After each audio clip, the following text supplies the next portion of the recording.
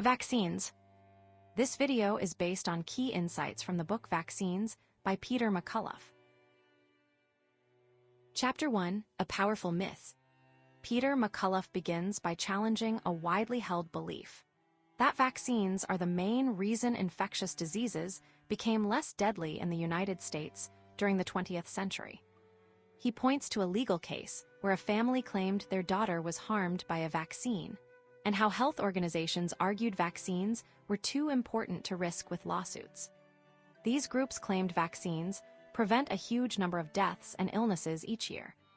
However, McCullough argues this isn't quite true.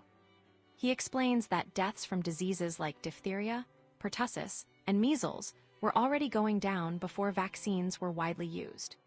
He uses historical data from the early to mid-1900s to show this, noting that deaths from these diseases were declining even years before the vaccines were available. For example, deaths from polio were lower than deaths from car accidents in 1952. McCullough highlights that improvements in things like nutrition, cleanliness, and water quality played a much bigger role in reducing disease. He explains how better food, clean water, and sewage systems helped people become healthier and more resistant to illness. He points to the example of tuberculosis, a deadly disease that became less common as people ate better and lived in cleaner conditions. He also mentions that antibiotics, introduced in the 1930s and 40s, were very effective at treating infections. The author emphasizes that the decline in infectious disease wasn't a sudden event caused by vaccines, but a gradual process driven by many factors. He notes that even the way diseases affected people changed. They became less deadly before vaccines were introduced. He uses measles as an example, showing that the risk of dying from it decreased significantly even before the measles vaccine existed. McCullough suggests that the idea of vaccines being the primary lifesaver is a powerful story, almost like a belief system. He questions how this story became so dominant, hinting that it involves the history of early vaccination efforts, specifically a procedure called variolation used to combat smallpox. He implies that the narrative around vaccines has been built up over time, perhaps with some exaggeration, and that a closer look at the facts is needed. He concludes that while vaccines may have played a role, they weren't the main reason for the dramatic improvements in health during the 20th century. Chapter 2, Smallpox Comes to Boston. The chapter dives into the long history of smallpox, showing how understanding the disease evolved over centuries. McCullough explains that even when people noticed things like inoculation seemed to help, they didn't truly know why. Early attempts to protect people from smallpox, like the practice of inoculation brought from Asia, were essentially educated guesses. They saw that a mild case could prevent a severe one, but they didn't understand viruses or the immune system. It was a gamble, hoping a small dose wouldn't kill you while offering protection. McCullough highlights how the idea of a virus itself was different back then. It wasn't the tiny bug we know today, but more of a poison or harmful influence. This lack of understanding meant early medical practices were often based on observation rather than scientific proof. The author points out that even Cotton Mather, a respected figure, relied on accounts from a slave, Onesimus, who had experienced a traditional African method of protection. This shows how knowledge came from various sources, not just formal science. The debate over inoculation in Boston, as described by McCullough, mirrors modern controversies. Dr. Douglas questioned the new practice, worried it could spread the disease, while Mather and Boylston were convinced of its benefits. This disagreement wasn't just about medicine. It was fueled by beliefs, personal experiences, and even religious views. McCullough draws a parallel to the recent COVID-19 vaccine debates, where strong opinions clashed over safety and effectiveness. McCullough emphasizes that evaluating the success of early inoculation was difficult. There were many unknowns: the health of the people getting inoculated, the amount of virus used, and how well the outbreak was tracked. He suggests that Mather and Boylston, driven by personal tragedy and a desire to find solutions, may have been overly optimistic about their results. The author implies that a lack of objectivity can cloud judgment, especially when dealing with something as serious as a deadly disease. The author concludes by stating that medical science is complex and full of uncertainty. He uses a quote about science being the topography of ignorance to illustrate that we're always learning and that there's much we still don't know. McCullough suggests that the rush to embrace new medical solutions, like vaccines, can sometimes outpace our understanding of how they truly work. He cautions against assuming medical science is as clear-cut as fields like physics, because the human body and disease are incredibly complicated. He suggests that when faced with complex health issues, it's important to be aware of the unknowns and avoid overconfidence in any single solution. Chapter 3, The Parent's Dilemma. The chapter explores the early history of smallpox inoculation, revealing a surprisingly uncertain and often risky path toward disease prevention. Peter McCullough highlights that the idea vaccines reliably prevent serious illness is a relatively recent notion, and their development was initially a series of educated guesses and risky experiments. Lady Mary Wortley Montagu, a British noblewoman, observed the practice of inoculation in Turkey and brought it back to England, believing it could protect against the disfiguring effects of smallpox. However, even then, its success wasn't guaranteed. McCullough details how early inoculation wasn't a straightforward success story. Princess Caroline championed the procedure, even testing it on prisoners and orphans, but the results were mixed. Benjamin Franklin initially opposed inoculation, but a personal tragedy, the death of his young son, Frankie, from smallpox, dramatically changed his mind. Franklin became a strong supporter, driven by the hope that inoculation could have saved his son. Yet, the author points out, Franklin's experience also illustrates the gamble involved, as the cause of death was initially rumored to be a failed inoculation. The chapter emphasizes that financial incentives played a role in promoting inoculation. Doctors profited greatly from the procedure, potentially leading to exaggerated claims of its effectiveness. McCullough notes that only the wealthy could afford inoculation, creating a bias in the observed outcomes. Those who received it were generally healthier to begin with. This makes it difficult to accurately assess how well it truly worked.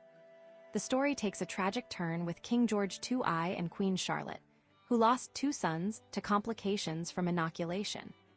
Despite these devastating losses, the Queen maintained her belief in the procedure, demonstrating a remarkable, yet perhaps misguided, faith. McCullough recounts a case where a lady-in-waiting experienced a severe reaction to inoculation, only to still contract smallpox years later. Furthermore, the author explains that some individuals seemed immune to smallpox without ever showing symptoms, adding another layer of complexity to evaluating inoculation success. McCullough underscores the difficulty of determining if inoculation was truly effective, given that a significant percentage of people exposed to smallpox naturally avoid getting sick. The chapter concludes by introducing the idea of using cowpox material as a potential alternative, hinting at the eventual development of vaccination. Throughout the chapter, McCullough illustrates that the early history of disease prevention was filled with uncertainty, risk, and a reliance on imperfect knowledge, a far cry from the confident pronouncements often made about modern vaccines. Chapter 4 of The Cow, the Original Vaccine. Peter McCullough's chapter on Edward Jenner and the cowpox vaccine reveals a history far removed from the simple story of a brilliant doctor saving people from smallpox. The narrative demonstrates how early vaccine development relied heavily on observation, educated guesses, and a bit of luck, rather than a clear understanding of how diseases actually worked. Jenner, a country doctor, noticed that milkmaids who caught cowpox, a mild disease from cows, seemed to be protected from the much deadlier smallpox. This observation sparked a series of experiments, but they weren't conducted with the careful controls we expect today. McCullough points out that Jenner's initial ideas were quite speculative. He even proposed that the disease originated in horses, a theory later abandoned. This illustrates how early scientists often jumped to conclusions based on limited information. Jenner's attempts to prove his theory involved unusual experiments, like asking a colleague to take the temperature of hibernating hedgehogs, a comical request that highlights the somewhat haphazard nature of early scientific inquiry. The author emphasizes that Jenner didn't understand why cowpox offered protection. He simply observed that it seemed to. The chapter details how Jenner's findings were initially met with skepticism and even outright criticism from other doctors. Some questioned his methods and pointed out that his claims didn't hold up in all cases.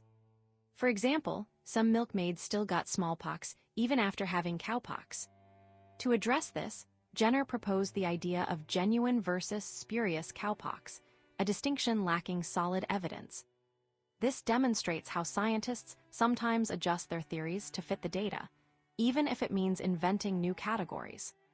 McCullough notes that Jenner's work was later heavily praised, almost to the point of mythologizing him, with early biographies glossing over the flaws in his research. McCullough highlights the messy reality of early vaccination practices. Obtaining reliable cowpox material proved difficult, leading to the arm-to-arm method, where people were vaccinated directly from each other. This practice, while widespread, carried significant risks of spreading other diseases like syphilis and tuberculosis, alongside the intended protection against smallpox.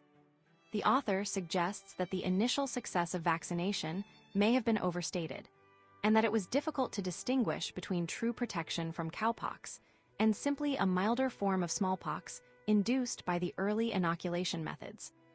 The chapter concludes by showing how Jenner's discovery was promoted and rewarded, even as questions about its effectiveness lingered. Parliament granted him substantial sums of money, likely influenced by his connections and the prevailing belief in the vaccine's power. McCullough's account suggests that the story of Jenner and the cowpox vaccine is a complex one, filled with uncertainty, speculation, and a degree of exaggeration. It serves as a reminder that even groundbreaking medical advancements often begin with imperfect knowledge and a lot of trial and error. Chapter 5, Faith and Disillusionment. Peter McCullough's chapter details the surprising history of the smallpox vaccine, revealing a story far more complex than commonly believed. While Edward Jenner's work in 1801 led to the widespread use of vaccine, a term derived from the cowpox inoculation, its actual effectiveness was quickly questioned. Despite endorsements from influential figures like Presidents Jefferson and Napoleon, and even becoming the official immunization in Britain by 1840, the vaccine didn't stop smallpox outbreaks throughout the 19th century. This mirrors recent debates surrounding the COVID-19 vaccines, where high vaccination rates didn't fully prevent infection.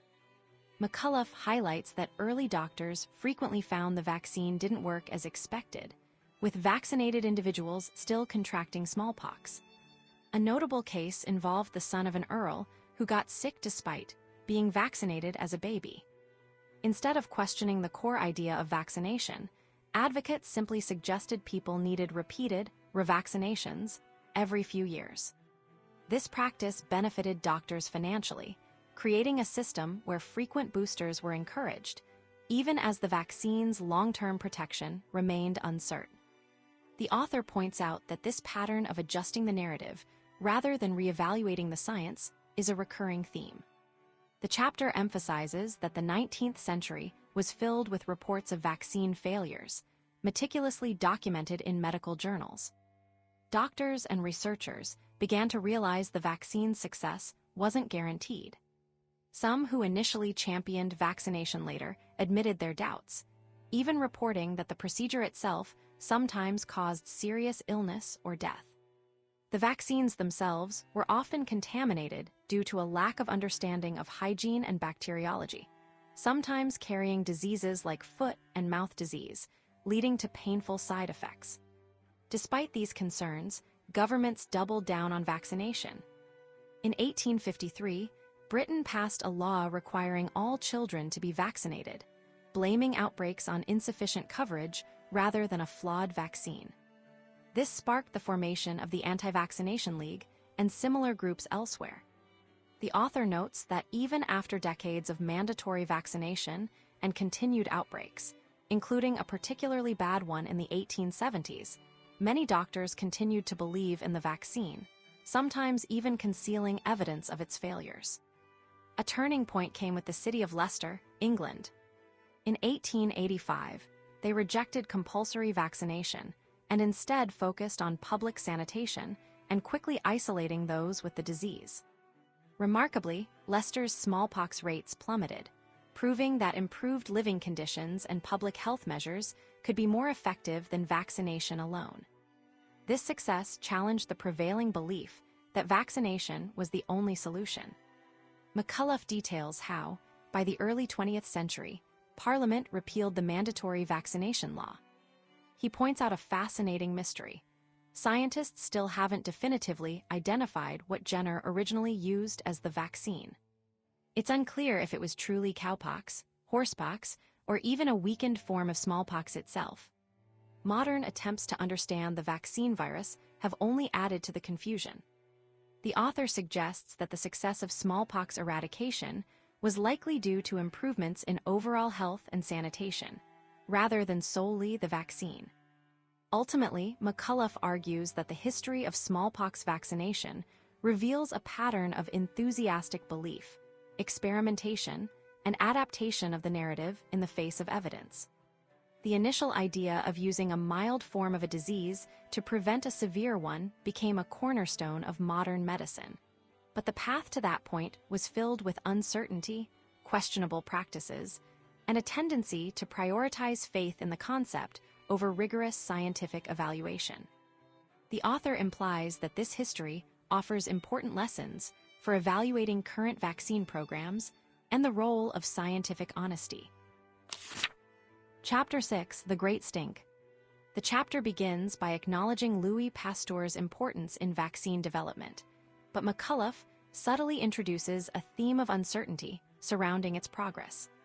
While Pasteur is celebrated for his rabies vaccine, the author points out that he chose to work on a relatively rare disease, affecting fewer than 50 people annually in France, instead of more widespread killers like typhoid, cholera, and tuberculosis.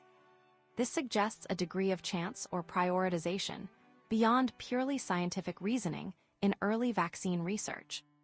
McCullough then details the slow and often resisted understanding of how diseases like typhoid and cholera actually spread. The stories of Karl Eberth, Filippo Passini, and John Snow illustrate how accurate discoveries about bacteria and waterborne illness were initially dismissed by the medical community. These scientists faced resistance because their ideas challenged the popular miasma theory, the belief that diseases were caused by bad air. This highlights how deeply held beliefs, even incorrect ones, can hinder scientific progress and how easily good science can be overlooked. The author vividly describes the horrific conditions of 19th-century cities, emphasizing the overwhelming stench caused by poor sanitation. This great stink of London, where the Thames River became a sewage-filled mess, ultimately forced action. However, McCullough notes that even when a solution, a modern sewer system designed by Joseph Bazalgette, was implemented, the initial belief was that it would work by eliminating bad smells, not by removing the actual source of disease. This demonstrates a reliance on simplistic explanations rather than a true understanding of disease transmission. McCullough emphasizes that the true benefit of the sewer system was its ability to separate sewage from the water supply, a realization that came about around the same time Robert Koch identified the cholera bacterium. The author uses the example of Hamburg, Germany, which suffered a devastating cholera outbreak in 1892 because its leaders were unwilling to invest in similar infrastructure. This illustrates a pattern of delayed action and the tragic consequences of ignoring scientific evidence. Throughout the chapter, McCullough subtly suggests that the history of public health interventions, including those related to vaccines, is often marked by trial and error, lucky breaks, and a tendency to embrace solutions based on incomplete or incorrect understandings. The narrative implies that progress wasn't a straightforward march of scientific discovery, but a more haphazard process driven by necessity, circumstance, and, at times, a resistance to new ideas. The author's choice of examples, scientists initially ignored, solutions based on flawed theories, supports the idea that vaccine development, like other areas of medicine, has involved a significant amount of guesswork and a reliance on explanations that were later proven wrong. Chapter 7: Louis Pasteur's Quest for Vaccine Glory. Peter McCullough's chapter reveals a surprising and often troubling history of vaccine development, particularly focusing on Louis Pasteur's famous work. The story challenges the idea that vaccines are always the result of careful, scientific planning.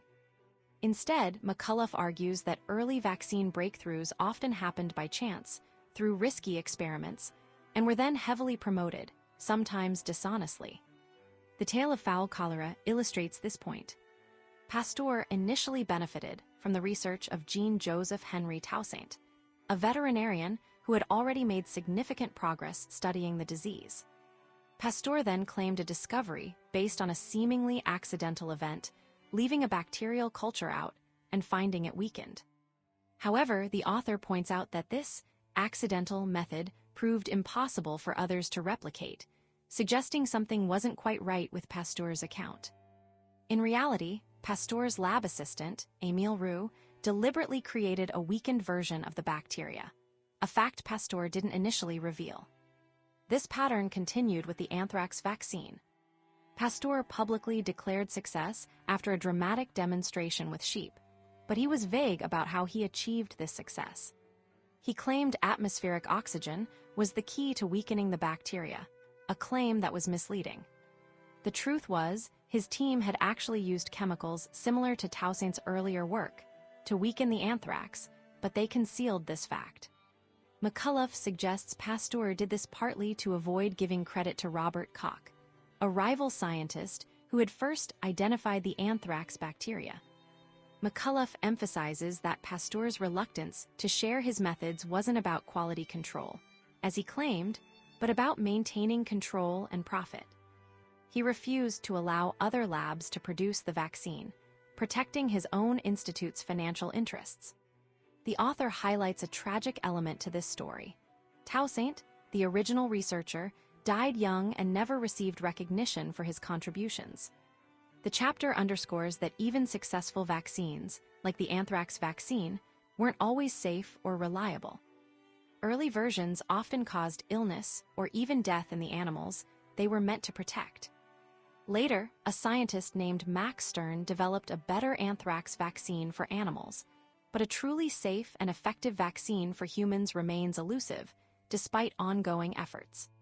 McCullough's narrative suggests that the history of vaccines is filled with uncertainty, competition, and a tendency to exaggerate successes while downplaying failures. It's a history where scientific progress was often intertwined with ambition, deception, and the power of promotion. Chapter 8: All the Rage.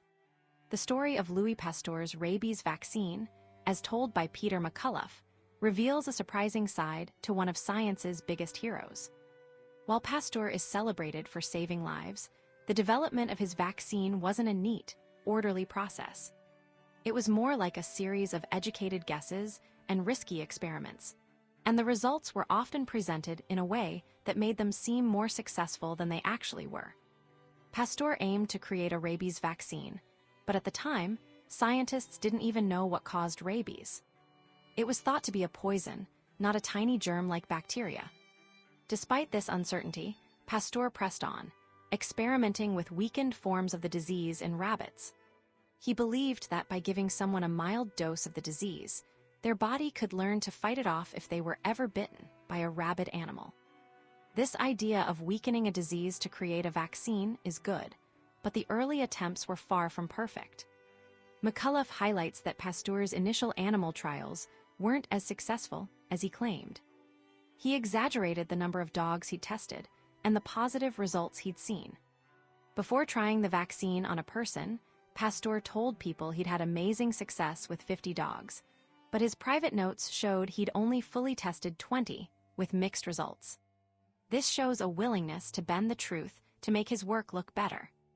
The first human test subject was a young boy named Joseph Meister, who had been bitten by a dog. Pasteur took a huge gamble, knowing the vaccine could potentially harm the boy. It was a desperate situation, but McCullough points out that many people bitten by dogs didn't actually get rabies, even without treatment. This raises the question of whether the vaccine truly saved Meister, or if he would have recovered anyway. The author emphasizes that Pasteur's success was heavily promoted, turning him into a national hero in France. This fame helped him get funding for his research institute. However, McCullough notes that even after the vaccine was widely used, it wasn't clear if it was truly effective. Some people who received the vaccine still died from rabies, and Pasteur blamed it on the treatment being given too late. McCullough draws a parallel between Pasteur's time and today, mentioning Dr. Anthony Fauci and the way he also gained a strong following in the media. He suggests that, like Pasteur, Fauci benefited from a lot of positive publicity. The author also points out that Pasteur kept his lab notebooks private during his lifetime, only allowing them to be examined decades later. When they were finally reviewed, it became clear that Pasteur hadn't always been honest about his methods and results. Ultimately, McCullough argues that while Pasteur's work was important, it's crucial to remember that scientific progress isn't always straightforward. It often involves trial and error, and sometimes, scientists present their findings in a way that isn't entirely accurate. The story of the rabies vaccine serves as a reminder to be critical of scientific claims, even those made by celebrated figures. The real public health win against rabies wasn't the vaccine itself, but the simple act of removing stray dogs from the streets, which stopped the disease from spreading. Chapter 9, The Belle Epoque. The late 19th and early 20th centuries saw exciting, but often uncertain, steps in preventing disease. Peter McCullough highlights how early vaccine efforts weren't always based on solid understanding. In 1885, a Spanish doctor named James Ferran tried to stop a cholera outbreak with a vaccine, but it didn't really work and wasn't widely used. This shows that even with good intentions, early vaccines were often a bit of a guess. Around the same time, scientists were figuring out what caused diseases like diphtheria. They discovered the bacteria responsible and then rushed to create treatments. Scientists like von Behring developed a diphtheria antitoxin, which was celebrated, even after some people tragically died from contaminated batches. McCullough points out that these scientists were seen almost like heroes, and their work boosted the importance of bacteriology and immunology. However, the author suggests that the excitement sometimes overshadowed the risks and uncertainties involved. McCullough emphasizes that while these medical advances were happening, improvements in everyday living conditions were also making a huge difference. Cities started building better sewers and cleaning up water supplies, like chlorinating water in England. Public health laws were passed to improve air quality. These changes meant people were breathing cleaner air, drinking safer water, and generally living in less polluted environments.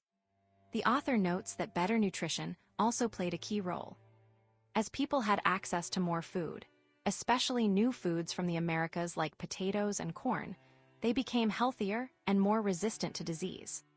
This was happening alongside the development of vaccines, and McCullough suggests it's important to remember that improvements in basic living standards had a significant impact on public health. McCullough explains that early scientists often focused on finding the germs that caused disease, but didn't pay as much attention to the conditions people were living in. Many people in the 19th century were poor, malnourished, and lived in crowded, dirty conditions. They were already weakened by these factors, making them more vulnerable to illness. As their living conditions improved, their overall health improved, and they became less likely to get sick. The author uses the example of milk in the United States to illustrate this point. Doctors realized that many babies were getting sick and dying from contaminated milk, often called swill milk, because it came from poorly cared for cows. Doctors like Job Lewis Smith campaigned for cleaner milk, and cities like Chicago and New York eventually mandated pasteurization, a process that kills harmful germs. McCullough uses this example to show how focusing on sanitation and public health measures could have a dramatic impact on disease rates. Ultimately, McCullough's account suggests that the story of disease prevention is complex, involving both scientific breakthroughs and improvements in the way people live. Chapter 10: Yellow Fever. The story of yellow fever, as told by Peter McCullough, reveals a fascinating and sometimes troubling history of medical discovery. For a long time, doctors didn't know what caused this terrible disease, which spread through the Americas with the slave trade. They debated endlessly, with some believing it was caused by bad air or a mysterious poison, but no one could pinpoint the real culprit.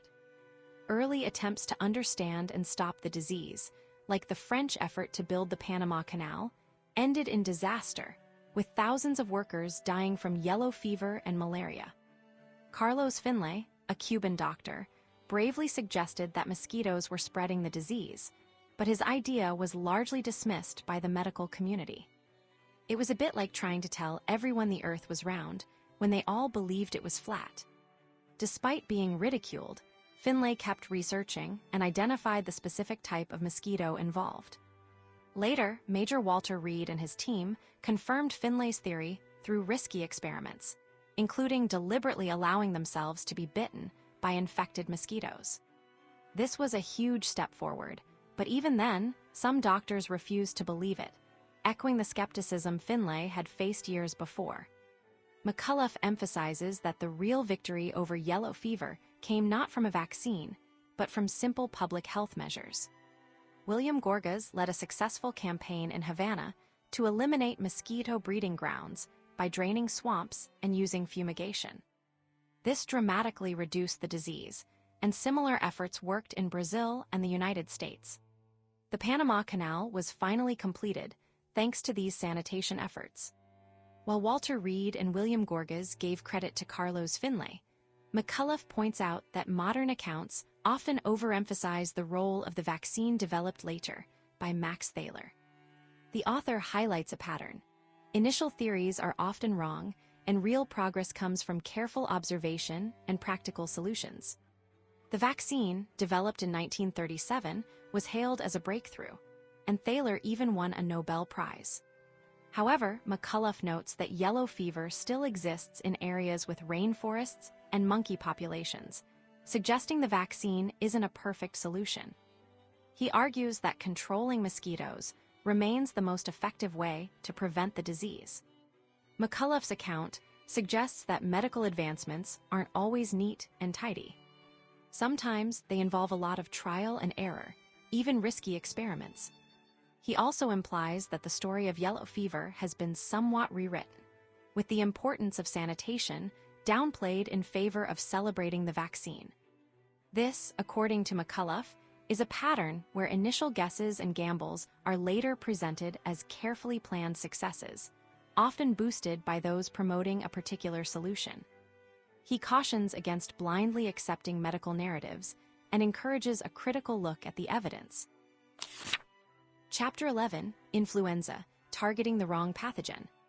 The chapter begins by setting a historical scene, describing how influenza, or the flu, was understood for centuries.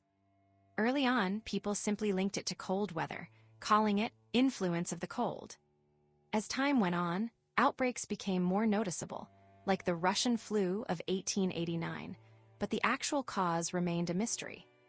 Peter McCullough explains that even after scientists started looking closely, they initially believed a bacterium, not a virus, was to blame, focusing on Bacillus influenzae. This misdirection led to years of vaccine efforts aimed at the wrong target. McCullough highlights the 1918 Spanish flu pandemic as a turning point. This outbreak was incredibly deadly, especially for young adults, and was worsened by the conditions of World War I crowded camps, troop transport, and trench warfare. While the pneumonia that killed many was caused by a bacterial infection, the initial illness was something else. The author emphasizes that even then, scientists didn't know what that something else was. The narrative reveals that early attempts to understand the flu were hampered by a lack of technology and a fundamental misunderstanding of what viruses even are. The story then follows the gradual discovery of viruses as a distinct type of pathogen. Researchers like McCullough and Belle showed that something smaller than bacteria could cause the flu, but their work wasn't widely accepted. McCullough points out that vaccine development began even before the virus was properly identified, with scientists essentially guessing at what they were trying to protect against. He illustrates this with the story of Thomas Francis Jr. and Jonas Salk, commissioned by the War Department to create a flu vaccine during World War II. McCullough is critical of the vaccine trials conducted by Francis and Salk. He notes they tested the vaccine on vulnerable populations, psychiatric patients, without their informed consent. Furthermore, the trials were flawed. The first trial had no flu outbreak to measure against, and the second relied on questionable methods to declare success. The author suggests that the desire for a positive result and the prestige associated with it likely influenced the interpretation of the data. He argues that it's difficult to know if the vaccine actually worked, as many people exposed to the flu don't get sick or have mild symptoms. McCullough underscores that Francis and Salk believed a vaccine would work from the start, creating a bias in their research. He frames the entire endeavor as a gamble, a rush to find a solution to a complex problem with limited understanding. He contends that the story of the flu vaccine illustrates the limits of scientific knowledge and the tendency to overestimate humanity's ability to control nature. The author concludes by stating that predicting future pandemic outbreaks remains difficult, and the initial vaccine development was largely based on educated guesses rather than solid scientific certainty. Chapter 12, Other Influenza Adventures. Peter McCullough's chapter details a history of influenza vaccine development riddled with uncertainty, and at times, outright missteps. Following World War II, scientists realized quickly making a flu vaccine when a new, dangerous strain appeared somewhere like China would be a race against time, especially with increasing air travel. The 1957 and 1968 pandemics showed just how difficult this would be. In 1957, a vaccine was rushed into production based on a virus sample from Hong Kong, but it was available after the peak of the outbreak and proved to have limited effectiveness. Despite this, some, like Paul Offit, later claimed the vaccine saved 1 million lives, a claim McCullough labels as misleading. The story repeats in 1968 with a new strain from Japan. Again, the vaccine arrived too late to make a significant impact on the spread of the illness. This pattern set the stage for a much larger and more controversial event, the 1976 swine flu scare. A single soldier's death at Fort Dix, New Jersey, sparked fears of a repeat of the devastating 1918 Spanish flu pandemic. Based on very limited evidence, the CDC declared the virus similar to the 1918 strain and recommended vaccinating every American. McCullough emphasizes the questionable science behind this decision. The initial evidence was flimsy, and even the nature of the 1918 virus was poorly understood at the time. Pharmaceutical companies, facing potential lawsuits if the vaccine caused harm, demanded and received protection from liability and a guaranteed profit from the government. Dr. J. Anthony Morris, an FDA virologist, was the only high-ranking scientist to publicly protest, arguing the vaccine was ineffective and potentially dangerous. He was subsequently fired. The vaccine rollout was disastrous. Several people died shortly after receiving the shot, and a rare neurological disorder called Guillain-Barré syndrome was linked to the vaccine. The program was halted, and the government faced a massive wave of lawsuits. McCullough points out that the entire affair was driven by fear and a willingness to prioritize pharmaceutical company profits over sound science. He notes that a later review identified key errors, relying on weak evidence, letting personal biases influence decisions, acting too quickly, failing to question assumptions, and not considering potential risks. McCullough concludes that despite attempts to learn from the past, The pharmaceutical industry has continued to exert influence over public health agencies, silencing critical voices and prioritizing profits. The author suggests that the history of influenza vaccine development demonstrates that creating these vaccines is often a process of educated guesses, risky experiments, and, unfortunately, exaggeration by those with a vested interest. Chapter 13, Influenza di Pharma.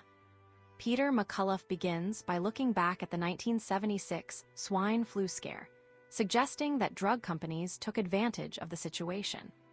He believes they worked with people at the Centers for Disease Control and Prevention, CDC, to make the flu seem more dangerous than it was. This led to Congress protecting the drug companies if their vaccine caused harm, and the companies made a lot of money while some people got sick from the vaccine itself. McCullough then discusses the 2009 swine flu pandemic, declared by the World Health Organization, WHO.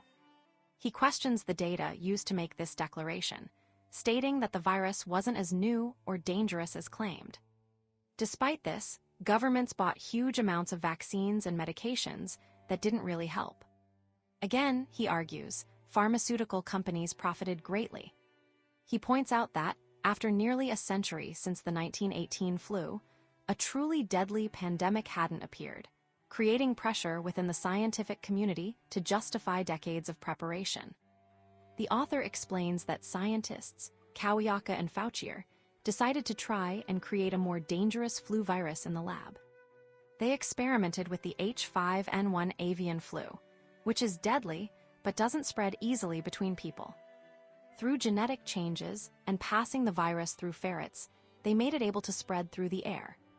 This caused worry among scientists, and the details of their work were initially kept secret due to concerns about bioterrorism. McCullough argues that creating such viruses is risky, as they could accidentally escape and cause harm, a lesson humanity would learn during the 2020 pandemic.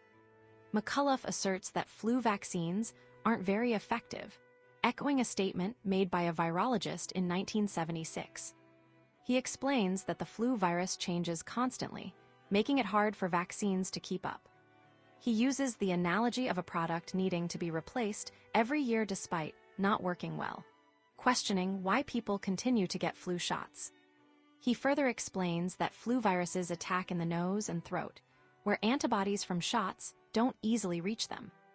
McCullough highlights that even Anthony Fauci and his colleagues at the National Institute of Allergy and Infectious Diseases, NIAID, admitted in a 2022 paper that vaccines struggle to control viruses like the flu and coronavirus because they spread so quickly in the body before the immune system can react. He concludes by stating that many injuries are linked to flu vaccines and suggests focusing on other ways to fight the flu, like improving animal health, using nasal sprays to kill the virus, and boosting overall immune health. McCullough believes more research should be done on these alternative approaches. Chapter 14, Polio, the Big Scare and the Savior. The story of polio, as Peter McCullough tells it, reveals a bumpy road to a solution, filled with uncertainty and even mistakes. During the early to mid-1900s, polio was a scary disease, especially for parents, and it seemed to strike those who appeared healthy and well off. But McCullough argues that the fear surrounding polio grew partly because of how the media reported it, making it seem worse than it might have been. Before widespread testing, doctors weren't always sure what they were dealing with, and it's possible some cases of other illnesses were mistakenly labeled as polio. Early attempts to create a polio vaccine were far from perfect. Researchers like John Calmer and Morris Brody tried different methods, but their vaccines caused serious problems, even death in some cases. McCullough points out that these early efforts were rushed and lacked proper safety checks, comparing one vaccine to bathtub gin. This highlights a key point. Vaccine development isn't always a straightforward process. It often involves trial and error, and sometimes those errors have tragic consequences. The author emphasizes that even after these failures, there was a rush to declare success. The introduction of Jonas Salk's vaccine in 1955 was met with huge excitement, fueled by media coverage and a desire for a quick fix. However, McCullough reveals a troubling truth. The initial trials weren't as conclusive as people believed. There wasn't a direct challenge with the live virus, making it hard to truly prove the vaccine's effectiveness. Furthermore, the way polio was diagnosed changed in 1955, making it appear as though the vaccine was working when, in reality, the criteria for diagnosis had been altered. The author details a major disaster with the Salk vaccine when a company, Cutter Laboratories, accidentally released a batch containing live polio virus. This caused polio in thousands of children, paralyzing some and even leading to deaths. This incident, McCullough argues, demonstrates the dangers of rushing a vaccine to market without thorough testing and quality control. It also shows how easily things can go wrong when dealing with complex biological processes. McCullough also brings up the discovery of simian virus 40, SV40, in the polio vaccines, a virus that could potentially cause cancer. This contamination went on for several years before being fully addressed, raising further questions about the safety of the vaccines. He suggests that the story of polio vaccines isn't a simple tale of triumph, but a cautionary one about the challenges of vaccine development and the importance of careful evaluation. Throughout the chapter, McCullough suggests that the narrative around polio, and vaccines in general, has been shaped by enthusiasm and sometimes by those with a vested interest in promoting a particular outcome. He implies that the public often receives an incomplete or overly optimistic picture, and that a healthy dose of skepticism is warranted when it comes to new medical interventions. The author concludes by drawing a parallel to the COVID-19 pandemic, suggesting that the same patterns of rushed development and exaggerated claims were at play. Chapter 15, Diphtheria, Tetanus, Pertussis. Peter McCullough's chapter on diphtheria, tetanus, and pertussis paints a picture of public health improvements that aren't necessarily tied directly to vaccines. He suggests that while vaccines are often credited with wiping out diseases, the story is more complicated. McCullough points out that even before widespread vaccination began in 1948, rates of tetanus and diphtheria were already falling in the United States, likely due to better living conditions, hygiene, and wound care. He notes that improved shoe-wearing habits and access to clean water and soap played a significant role in reducing tetanus cases, especially in rural areas. McCullough details the history of tetanus vaccines, starting with early, risky treatments using horse serum that sometimes caused severe allergic reactions. He explains that even today, scientists haven't completed thorough studies to definitively prove that the tetanus vaccine is the main reason for the disease's decline. He argues that safer workplaces and better practices in industries like construction and agriculture might deserve more credit. He also highlights the difficulty in isolating the effects of the tetanus vaccine because it's always been given alongside vaccines for diphtheria and pertussis. The author then turns to diphtheria, noting its strong link to poverty and poor hygiene. He cites examples like outbreaks among impoverished immigrants in Paris and during wartime in Germany, where food and water were scarce. He emphasizes that improvements in living standards, along with the introduction of antibiotics like penicillin and erythromycin, were key to reducing diphtheria deaths, even before the vaccine became widely recommended. He points to outbreaks in Russia and Belarus after the fall of the Soviet Union, linked to poor nutrition and alcoholism, as further evidence that overall health plays a crucial role. McCullough's discussion of pertussis, or whooping cough, reveals a similar pattern. He explains that while the disease was once common, mortality rates were already decreasing before the introduction of the vaccine in 1948, thanks to improvements in the health and nutrition of mothers. He notes that natural infection provides longer-lasting immunity than the acellular pertussis vaccine currently used, raising concerns that vaccination might prevent girls from passing on strong immunity to their babies. He doesn't shy away from discussing the downsides of early pertussis vaccines, detailing the serious side effects, like prolonged crying, fever, and even brain damage, that led to numerous lawsuits. McCullough explains that vaccine manufacturers successfully lobbied for legal protection from liability through the National Childhood Vaccine Injury Act of 1986, arguing that some injuries are an unavoidable consequence of vaccination. He suggests this created a paradox. Manufacturers claimed vaccines were safe while simultaneously acknowledging they couldn't guarantee safety for everyone. McCullough concludes by suggesting that the narrative around vaccines has often been driven by propagandists, and that pharmaceutical companies have sometimes downplayed or hidden risks. He points to instances where companies like Pfizer and Merck have been found guilty of fraud related to their products, implying a pattern of prioritizing profits over transparency. He frames the debate as a matter of weighing risks and benefits, and questions whether the benefits of vaccines are always as clear-cut as they are presented. Chapter 16, Measles, Mumps, and Rubella. Peter McCullough's chapter on measles, mumps, and rubella reveals a fascinating, and sometimes unsettling, history of these diseases and the vaccines created to fight them. The narrative suggests that while vaccines have undeniably reduced the severity of these illnesses, their development wasn't a straightforward, perfectly planned process. Instead, it was often a series of educated guesses, risky experiments, and claims that weren't always fully supported by evidence. The story of the measles vaccine illustrates this point. Researchers like Thomas Peebles and John Enders essentially stumbled upon a way to grow the virus in a lab, and then, after some testing, declared the vaccine 100% effective.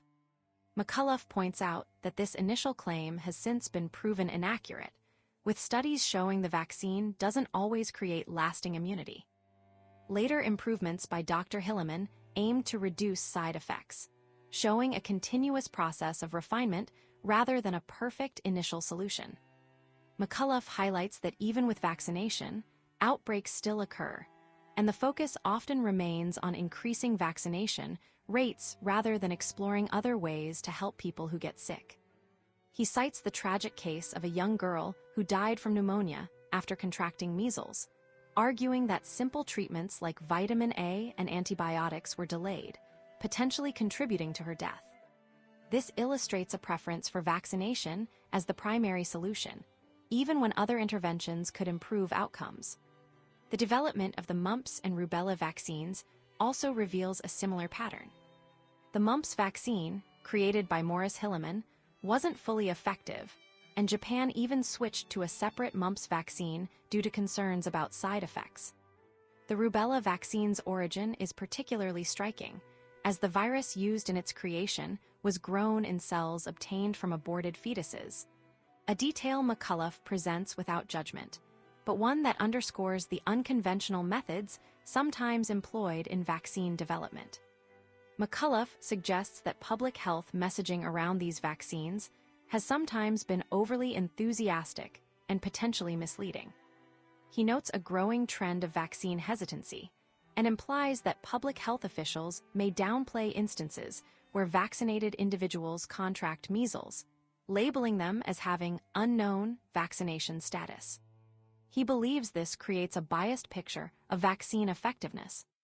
Finally, the chapter touches on the controversy surrounding the MMR vaccine and the scientist who raised concerns about a possible link to autism. McCullough describes the severe repercussions this scientist faced, framing it as a suppression of scientific inquiry. This reinforces the author's overall argument that the history of these vaccines is complex, filled with uncertainties, and often driven by agendas that prioritize vaccination rates over comprehensive care and open discussion. McCullough's account suggests a need for a more balanced and honest conversation about the benefits and limitations of vaccines, and a willingness to explore all available options for preventing and treating these diseases. Chapter 17, The Twilight Zone. Peter McCullough begins by tracing the history of autism diagnosis, starting with its initial description in 1908 as a condition of withdrawal. He explains how early researchers like Kanner and Asperger identified distinct patterns in children with social and behavioral differences, noting sensitivities to stimuli and repetitive behaviors. Both doctors initially believed autism was a rare, inborn condition, though some cases showed a regression in development. McCullough highlights a concerning trend that emerged in the late 1990s and early 2000s. A rise in parents reporting that their children developed normally for the first year or so, then suddenly lost skills and became withdrawn, symptoms mirroring those originally described by Kanner and Asperger. This led to a broader application of the autism diagnosis to children who hadn't shown signs from birth. The author then presents a heartbreaking scenario. A healthy 19-month-old boy who, after receiving multiple vaccines, experiences fever, seizures, and digestive problems. Following this illness, the child regresses, losing his social engagement and developing behavioral issues. The parents, understandably, seek answers, but are met with a frustrating response from the medical community.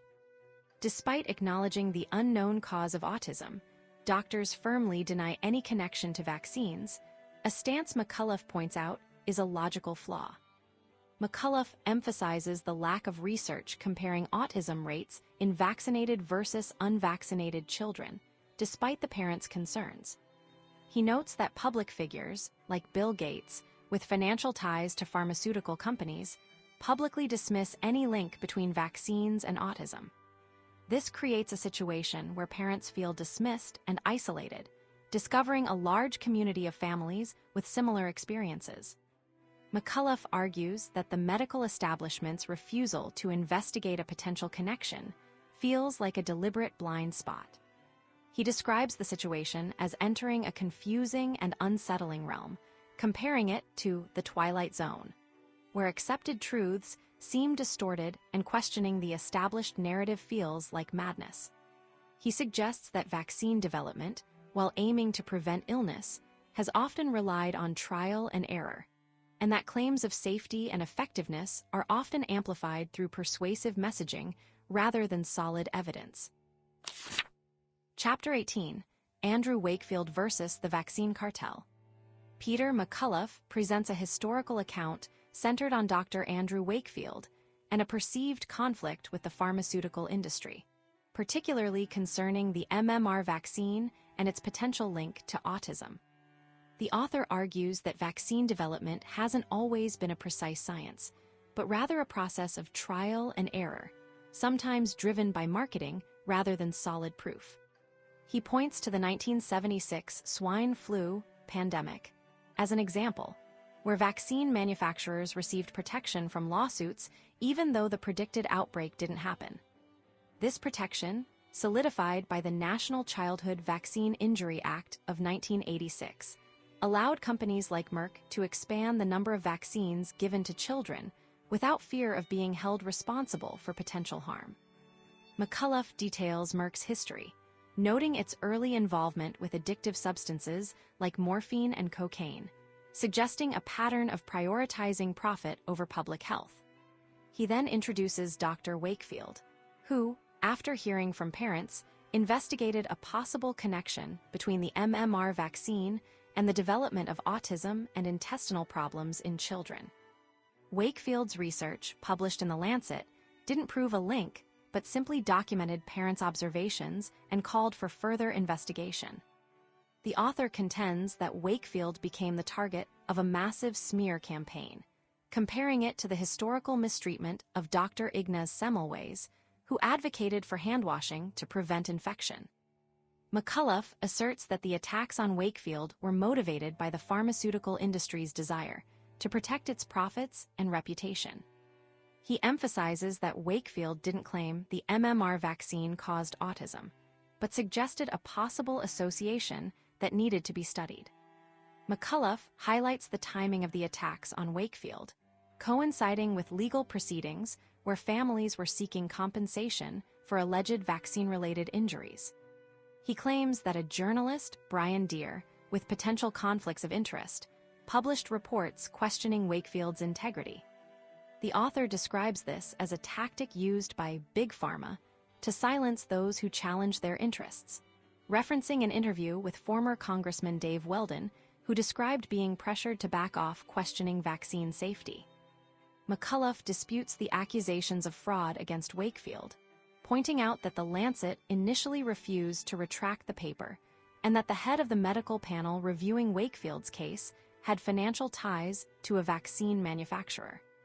He argues that the concerns raised by Wakefield about potential vaccine-related issues are valid, given the complexity of autism and the increasing number of vaccines administered to children. He criticizes the lack of research into whether vaccines could contribute to autism and the absence of explanations for the rising rates of autism diagnoses. McCullough suggests that dismissing Wakefield's concerns outright prevents a thorough investigation into the potential causes of autism. Chapter 19: Intrigue in the U.S. Court of Federal Claims. Peter McCullough details a fascinating and troubling story within the U.S. Court of Federal Claims, specifically the Omnibus Autism proceeding. This proceeding arose because many parents believed vaccines caused their children to develop autism. The National Vaccine Injury Compensation Program was created to protect vaccine manufacturers from lawsuits, offering compensation to families if a vaccine caused harm. However, the government seemed unprepared for the sheer number of claims that emerged in the 1990s and early 2000s. The court decided to hear 3 test cases to determine if there was any proof that vaccines could cause autism. These cases focused on different theories involving the MMR vaccine and a vaccine ingredient called thimerosal.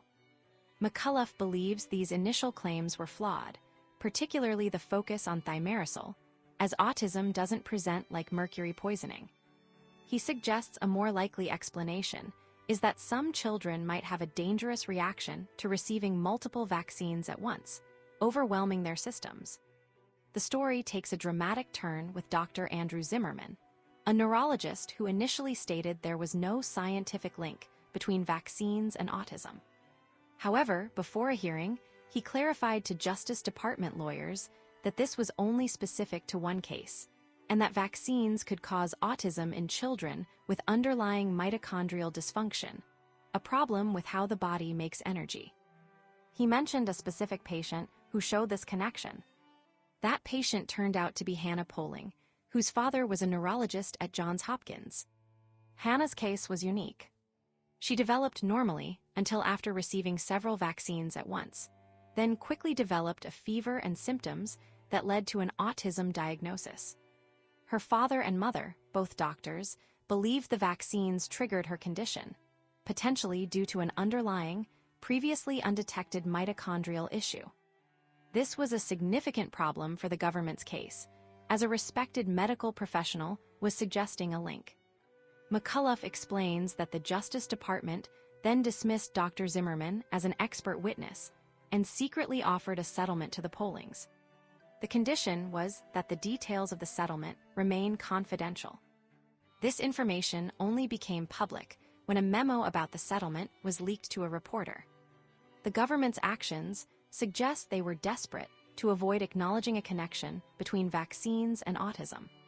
Following the leak, a doctor known for promoting vaccines, Paul Offit, quickly defended the vaccine program, dismissing Hannah Poling's case. Dr. Poling and his wife responded with a letter to the New York Times, explaining their daughter's story and questioning the safety of giving multiple vaccines at once. Ultimately, the court ruled against the remaining 5,617 families, stating no proof existed that vaccines caused autism.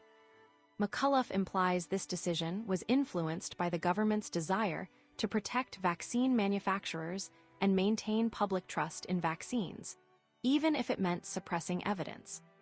The author suggests the entire process was manipulated and lacked transparency. Chapter 20: Autism Today. Peter McCullough details a concerning rise in autism diagnoses, noting a jump from 2 in 10,000 children in 1960 to 1 in 31 in 2022. He questions why, despite increased awareness, the cause remains largely unexplained, particularly given the simultaneous increase in the number of vaccines given to children. He points out that while vaccines are meant to protect us, their development hasn't always been a precise science, often relying on educated guesses and testing. McCullough criticizes what he sees as a quick dismissal of any possible link between vaccines and autism. He highlights a study comparing vaccinated and unvaccinated Amish children, finding a significantly lower autism rate among the unvaccinated group. While acknowledging that this study is often dismissed by mainstream medical professionals, McCullough argues it raises important questions. He suggests that the difficulty in creating a proper comparison group, finding enough unvaccinated children, hinders thorough investigation. The author presents data from a large study of children in Florida's Medicaid program, showing a higher rate of autism and related disorders in vaccinated children compared to unvaccinated children. He also notes a wide variation in autism rates across different regions of the U.S., with some areas having much higher prevalence than others. McCullough expresses frustration that the CDC's report on these rising rates doesn't include a call for further investigation into potential causes. McCullough emphasizes the severity of profound autism, a condition requiring constant care and support, and points out that a substantial number of autistic children fall into this category. He draws a parallel to the polio epidemic, arguing that the scale of the autism crisis is actually larger and deserves more attention. He acknowledges other potential risk factors for autism, like parental age and premature birth, but returns to the idea that the increasing number of vaccines given to children is a significant factor that isn't being adequately explored. McCullough shares stories from mothers who report their children developing autism after experiencing a reaction to multiple vaccines, noting a pattern of initial normal development followed by regression after vaccination. He also cites research suggesting a link between febrile seizures, fevers with convulsions, occurring after vaccination, and later neurodevelopmental disorders like autism. He points to research indicating that immune system problems and inflammation may play a role in autism, and suggests that vaccines could potentially trigger these issues in some children. The author notes a connection between autism and other conditions like allergies and digestive problems, suggesting a possible underlying immune system dysfunction. He also touches on a growing trend of autism being linked to gender dysphoria, suggesting that vulnerable autistic children may be more susceptible to outside influences. Finally, McCullough criticizes the neurodiversity movement, arguing that while it aims to be supportive, it may distract from the urgent need to understand and address the root causes of the autism epidemic. He believes focusing solely on acceptance doesn't solve the problem, and that finding the cause is crucial. Chapter 21, The Bioterror Racket. Peter McCullough begins by explaining how easily people get worried about attacks, which has historically allowed governments to build up powerful armies, sometimes at the cost of freedom.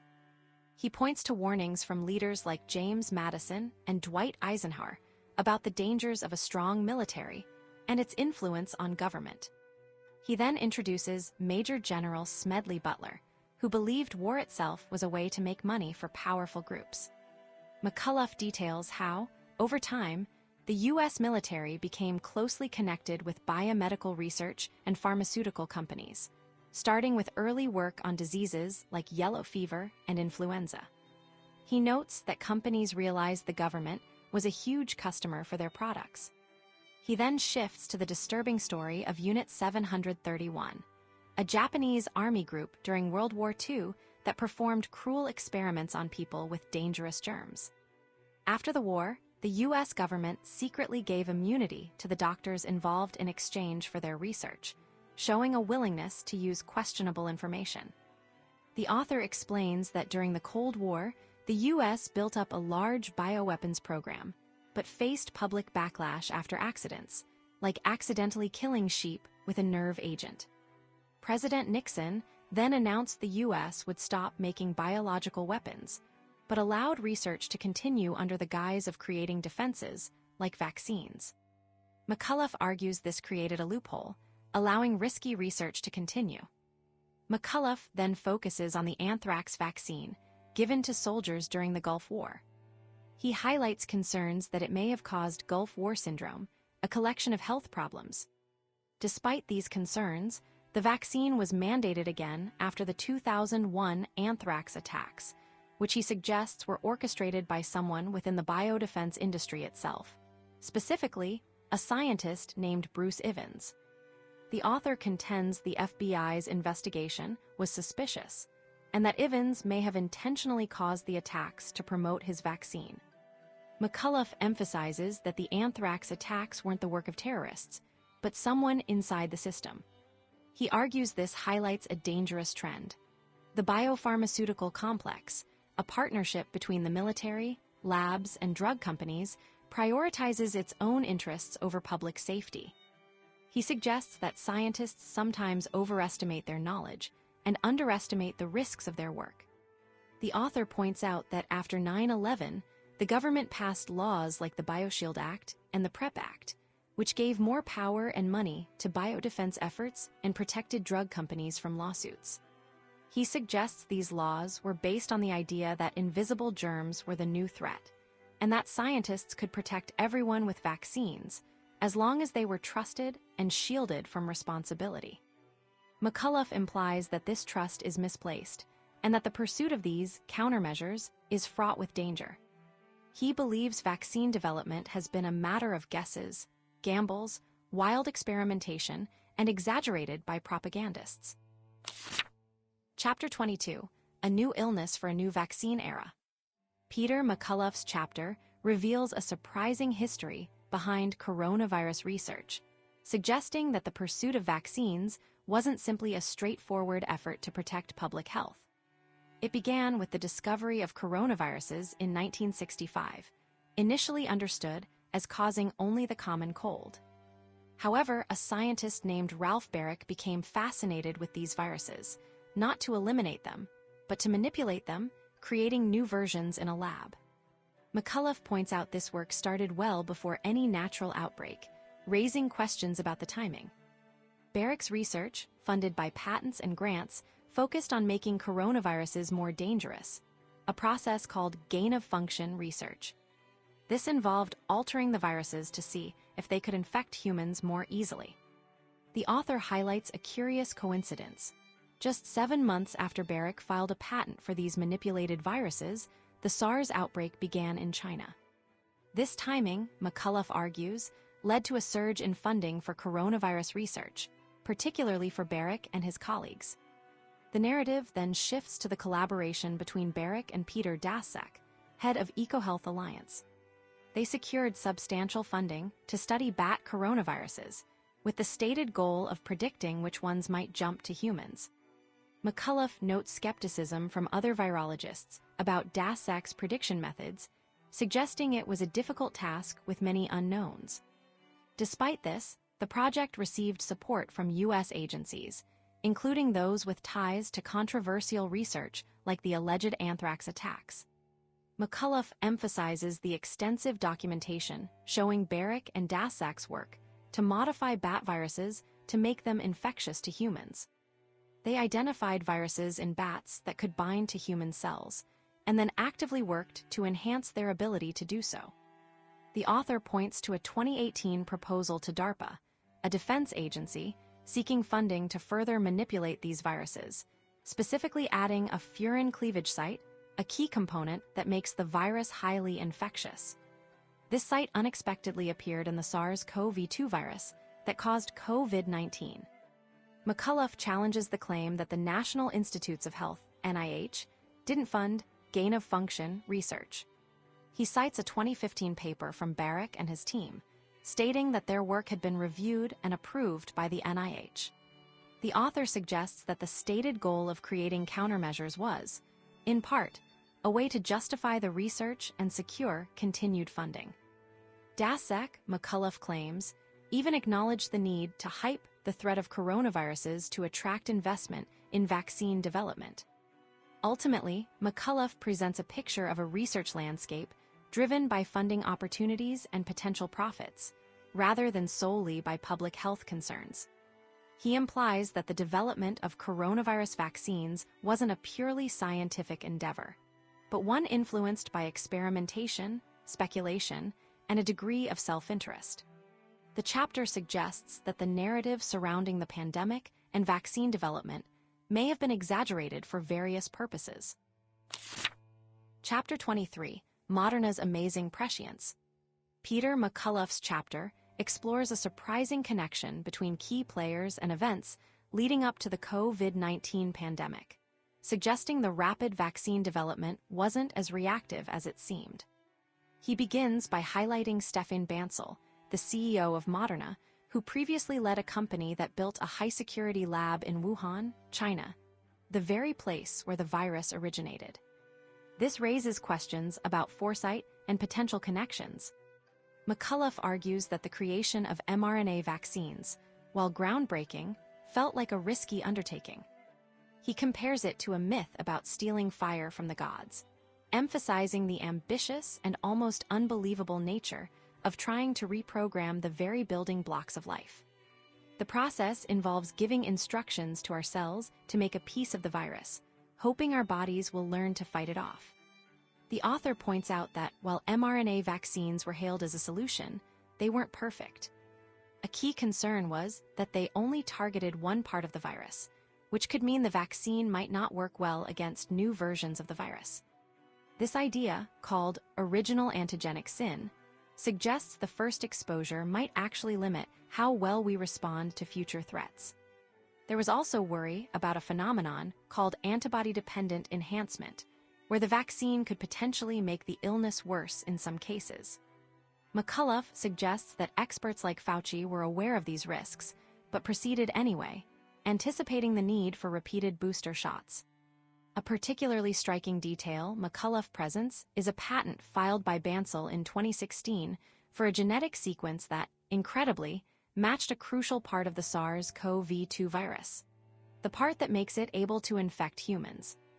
The odds of this happening by chance are astronomically low, leading to questions about whether the vaccine was designed before the virus even appeared. McCullough also examines the role of CEPI, an organization funded by the Gates Foundation and the World Economic Forum, which focused solely on vaccine development, ignoring potential treatments for the disease. He highlights a material transfer agreement from December 2019, where NIAID and Moderna sent vaccine candidates to a researcher, Ralph Barrick, before the virus's genetic code was even publicly known. This suggests Barrick may have already had access to the virus, raising suspicions about prior knowledge. The chapter concludes by noting the swift rollout of Moderna's vaccine and the suppression of alternative approaches to fighting the virus, like early treatments at home. Bancel himself became a billionaire as the vaccine's stock price soared. McCullough's overall message is that the development and promotion of these vaccines were not simply a response to a crisis, but a carefully orchestrated event with potentially troubling implications.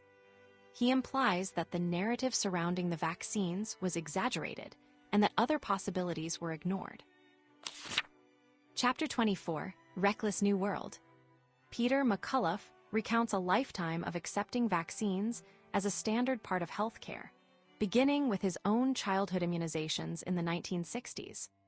He initially saw vaccines as a clear benefit, remembering how his parents prioritized polio shots due to the fear of paralysis. Throughout his career as a doctor, he routinely administered vaccines, including the yearly flu shot, often required by hospitals. He believed in their power to prevent serious diseases like pneumonia, even if it meant a minor inconvenience like getting a shot on a holiday. However, around 2010, McCullough began to question the unquestioned acceptance of vaccines. He first encountered the controversy surrounding Andrew Wakefield's discredited research linking the MMR vaccine to autism, though he initially dismissed it. Later, a personal story from his brother about a colleague developing paralysis after a vaccine and his own experiences treating patients started to make him reconsider. He noticed a pattern of prioritizing vaccination over exploring treatments for existing illnesses, a trend that deeply troubled him. The COVID-19 pandemic dramatically shifted McCullough's perspective. He was disturbed by the speed and manner in which the mRNA vaccines were developed and pushed forward. He found it suspicious that the Department of Defense announced a deal with Pfizer for vaccine production before the clinical trials were even completed, suggesting a predetermined outcome. Reports from a whistleblower, Brooke Jackson, detailing serious safety and data integrity issues during Pfizer's trials further fueled his concerns. McCullough felt the entire process was a reckless gamble, a great gamble, as he termed it, that sidelined research into effective treatments for those already sick. McCullough observed that the focus on vaccination seemed to overshadow all other approaches to managing the virus. He noted the strange decision to prioritize vaccinating healthy hospital staff before vulnerable nursing home residents. He himself declined the vaccine after recovering from COVID-19, believing natural immunity was superior and that vaccination post-infection could be dangerous. He encountered numerous patients who experienced adverse effects after being pressured to get vaccinated despite already having immunity from a previous infection. He became increasingly alarmed by the insistence on universal vaccination, a concept he found unprecedented in modern medicine. He likened the situation to the dystopian world depicted in Aldous Huxley's Brave New World, where control and conformity were paramount. He was particularly shocked by the CDC director's recommendation to vaccinate pregnant women despite a lack of safety data, a violation of established medical principles. McCullough also questioned the push to vaccinate young, healthy athletes who were at minimal risk from COVID-19, while simultaneously exposing them to the risk of vaccine-induced myocarditis, a dangerous heart condition. He was appalled by a statement from a member of the FDA Advisory Committee, Dr. Eric Rubin, who essentially admitted they needed to give the vaccine to children to learn if it was safe, comparing it to discovering rare complications from other vaccines after widespread use. McCullough felt this was a reckless and unacceptable approach to public health, driven by a zealous enthusiasm for a new technology rather than sound scientific reasoning. He concluded that the pandemic response had entered a reckless new world, where established medical practices were disregarded in favor of a singular, unwavering focus on mass vaccination. Chapter 25, In Vaccines We Trust. Peter McCullough's chapter paints a critical picture of the COVID-19 vaccine rollout, arguing it was less a triumph of science and more a massive, rushed experiment fueled by hype and control. He begins by noting the unusual call from Bill Gates for almost every person on the planet to be vaccinated, a statement McCullough finds unsettling given Gates' history as a powerful businessman. The author emphasizes that these weren't traditional vaccines, which use weakened or inactive viruses to build immunity. Instead, the mRNA vaccines worked by giving the body instructions to make a piece of the virus, a completely new approach.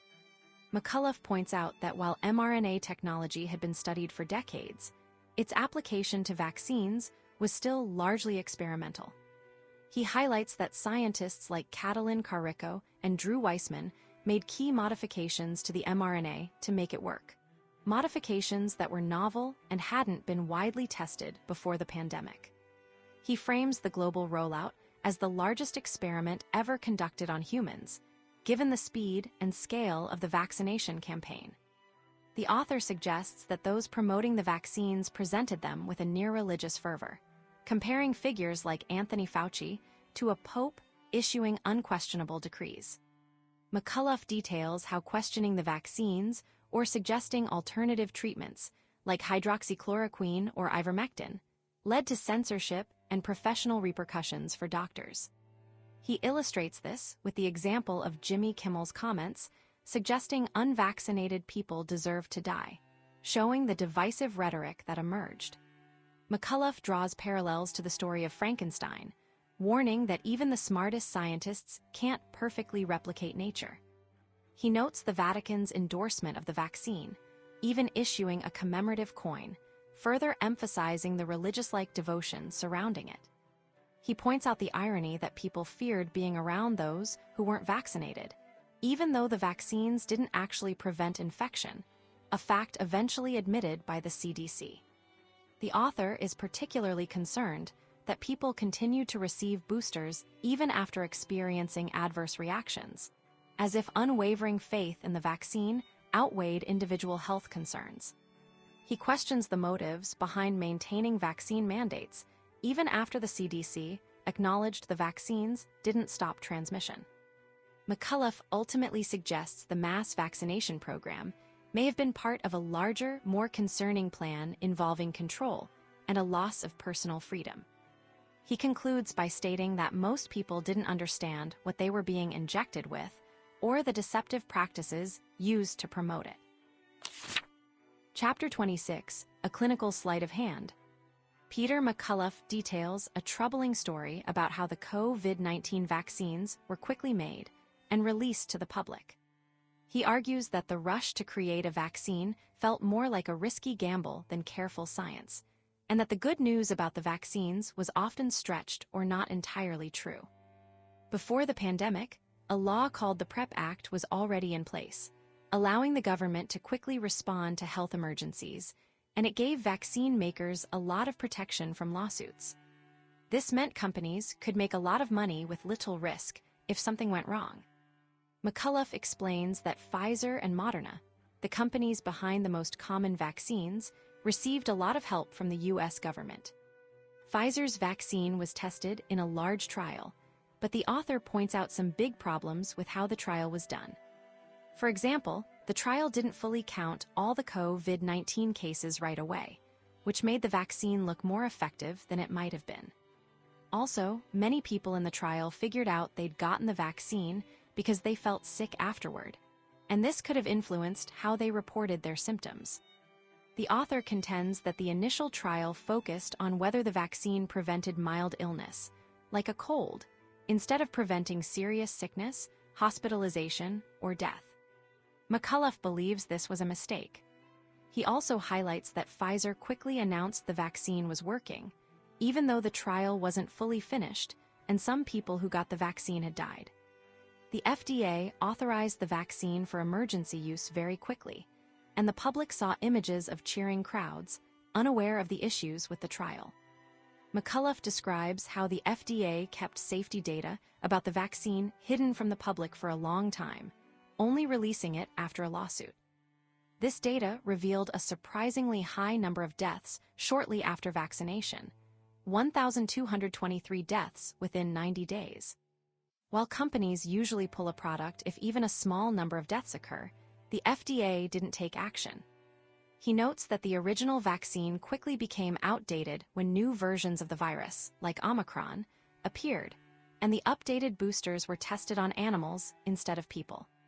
The author points to reports of serious side effects, like heart inflammation, myocarditis, and suggests that the vaccines might even be linked to long-term health problems like Parkinson's and Alzheimer's disease. He cites a study suggesting that a large number of deaths after vaccination could be directly caused by the vaccine. McCullough concludes that the COVID-19 vaccine rollout was a huge experiment with disastrous consequences, and that the initial promises of safety and effectiveness were greatly exaggerated. He expresses concern that the vaccines may be weakening people's immune systems, potentially making them more vulnerable to cancer.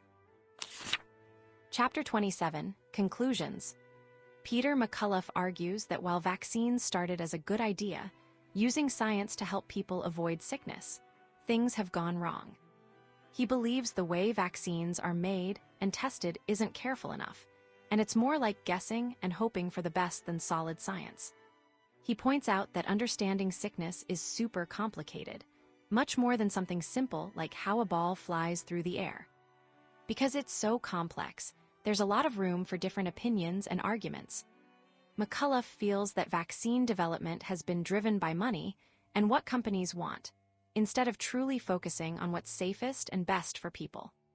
He thinks we need to be honest about everything related to vaccines, including letting scientists openly discuss concerns without being shut down.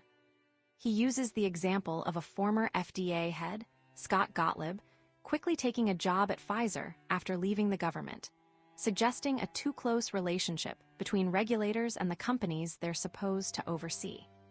He also believes the law protecting vaccine companies from lawsuits, created in 1986, needs a serious look, referencing Justice Sotomayor's opinion that companies aren't pushed hard enough to make vaccines as safe as possible. The author stresses that vaccine makers should be completely open about the risks and benefits of their products, giving people clear information so they can make informed choices. He believes a full investigation into the causes of autism is essential, and if vaccine companies have nothing to hide, they should welcome it. McCullough criticizes the idea of rushing vaccines, saying preventing mild illnesses shouldn't risk causing serious harm. He points to Japan's success in creating a safer whooping cough vaccine as an example of prioritizing safety. McCullough challenges the idea that a one-size-fits-all vaccine schedule works for every child. He explains that some people might have genes that make them more likely to have bad reactions, like neurologist John Polling's daughter Hannah. He also supports further research into giving vaccines separately instead of combined, as suggested by Dr. Andrew Wakefield, and delaying vaccinations slightly. A major part of McCullough's argument centers on the COVID-19 mRNA vaccines. He calls for them to be removed from the market, citing over 19,000 reported deaths to the VAERS system, estimating a much higher number when considering underreporting. He compares this to the swine flu vaccine being pulled in 1976 after far fewer deaths. He accuses Dr. Anthony Fauci of concealing information about the vaccine's development and origin. He urges President Trump to take action, arguing that it's no longer acceptable to continue a program he believes has caused significant harm. Finally, McCullough strongly supports a thorough investigation into the causes of the autism epidemic, backing HHS Secretary Kennedy's intention to do so. He believes solving this issue is not only important for the children and families affected, but also for the country's future, and that President Trump could be remembered as a great leader if he fully supports this investigation and acts on the truth it reveals. And that brings us to the end of our summary of this book. I hope you found it insightful and valuable. If you enjoyed this video, hit like and subscribe for more. Your support helps us bring you more great content. Thanks for watching.